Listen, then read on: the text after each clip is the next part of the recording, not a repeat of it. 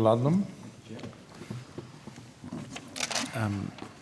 Thanks for being in here. I want to ask a couple of fairly high-level questions to begin with, which you might want to take on, Minister, if you feel like I'm straying into policy. I want to quote Michael Green, who is a former National Security Advisor to President Bush, the younger, who said about new President Donald Trump, "We've never had a president come into office with such an unpredictable style of communication and with such alarm amongst our closest friends and allies." I'm interested to know how the department is managing the Trump administration's contradictory and, in my view, quite alarming statements. Senator, I can respond to that. Thank you. I don't believe the Trump administration has been making contradictory and alarming statements. So are we going to war with China then? No, I don't believe the Trump administration has said we're going to war with China. What about Iran? I don't believe the Trump administration has said they're going to war with China. We must be reading different reports, but go ahead, I'll let you Well, answer. I think it's a matter of public record. I don't believe the Trump administration has said it's going to war with either country. Okay. Mr. Richardson, what's your view of torture? Do you believe that torture techniques like waterboarding absolutely work, as stated by President Donald Trump? I will keep my views on such matters to myself. Okay, I'll just ask you a policy question then rather than a personal view. What's Australian government policy on torture as it relates to defence and intelligence? We don't utilise torture. Okay, do we support our allies using it? We don't. As a general principle, we are opposed to the use of torture. Very glad to hear it, Mr. Richardson. Has that view been communicated to our colleagues either at a ministerial or a departmental level? Who to whom? Either you to your counterpart in the To United Trump States government? Why? Why would we do that? We're not concerned that the Trump administration is reintroducing torture as a means of intelligence It has gathering? said no such thing, Senator. The US Commander-in-Chief has said that they're proposing to introduce things way worse than waterboarding. And you will know, Senator, if you were to canvass the entirety of the remarks in that context, that the President of the United States has also indicated that the Secretary of Defence's views on this matter are ones that he's taken on board. Okay, that's one of the General contradictions I was referring to. No, Mr. Richardson. Senator, the President was very clear. The President said during the campaign, he spoke positively about waterboarding and the like.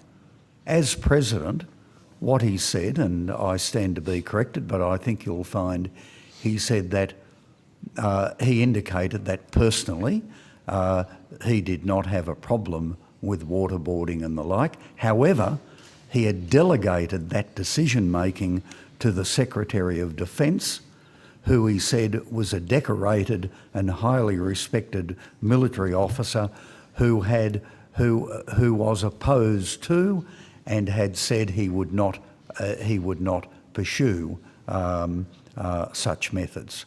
I think Trump's been very clear on it. And so has Secretary Mattis. He's been utterly contradictory on it, as I think you've just identified. He said one thing before the election and now you're pointing out that he said something quite different after, but it's okay, we'll move on. We have different interpretations, Senator Ludlam. Certainly, it is. It is an interpretation. The Greens would never Will do Australia continue to use intelligence sourced from the United States under the Five Eyes Agreement if that intelligence was obtained through torture? We don't know how the intelligence is obtained. We intelligence share with Australia, and it saves Australian lives with the US. With the US. It saves Australian lives, and we value the intelligence that the US shares with us. Do we do any due diligence, or will we in future, since No. this issue's been raised? No. So we don't mind whether it was obtained through torture or not? It's not a question of that. No, it is now. We share intelligence.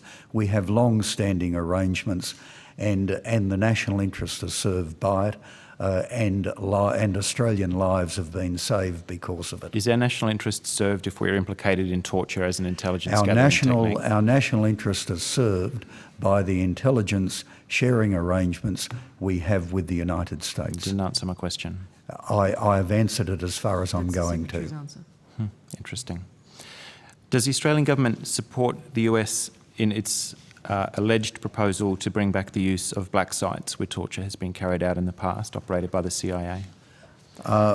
As far as I'm aware, well, I'm simply not aware that that's the intention of the US administration. Maybe what I could do is, so the New York Times obtained a draft executive order drafted by the Trump administration. I might obtain that and table it for you, and then we can go a bit more into detail. I would simply note, Senator, that the administration subsequently denied, whether it was right or not, I don't know, that there was such a draft administrative order. So you're going to present an article from the New York Times, which the administration has already denied. So there's nothing I'm going to be able to do with the article that you give to me. I won't bother then. Secretary of State Mr. Rex Tillerson has likened China's artificial island building to Russia's taking of Crimea. Does the government agree with his perspective? Secretary Tillerson, on what occasion are you quoting him, Senator? I think it was during his confirmation hearings, but I can double check if you like. And since then, Sean Spicer, the White House press secretary, has made statements. Mr. Tillerson himself has made statements, and Secretary of Defence General Mathis has made statements. Indeed, recently when he was visiting Korea and Japan, and I would simply leave it at that.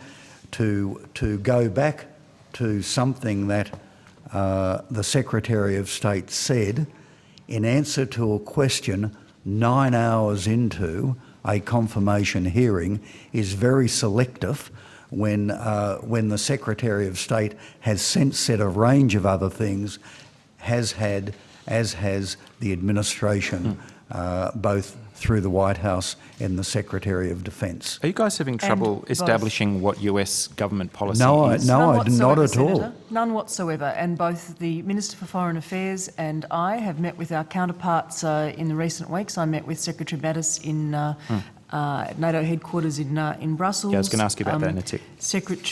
Foreign Minister Bishop met with Secretary Tillerson and the Vice President and the National Security Advisor in Washington last week. Yeah. Absolutely no trouble whatsoever. Fascinating. President Trump has said the United States must greatly strengthen and expand its nuclear capability until such time as the world comes to its senses regarding nukes. Now that, I believe that quote actually dates to before he took office. And he's also said, let it be an arms race. Does the department, or the minister, if you wish, agree with this strategy to make the world a safer place? So, Senator, you can select as many statements of the President before, during and after the campaign process, the inauguration or whatever it might be, but I don't actually think it's constructive at all for us to be asked to comment on each of those, and we're not going to. This relates directly to Australian military doctrine. Does the Australian government support a nuclear weapons build-up?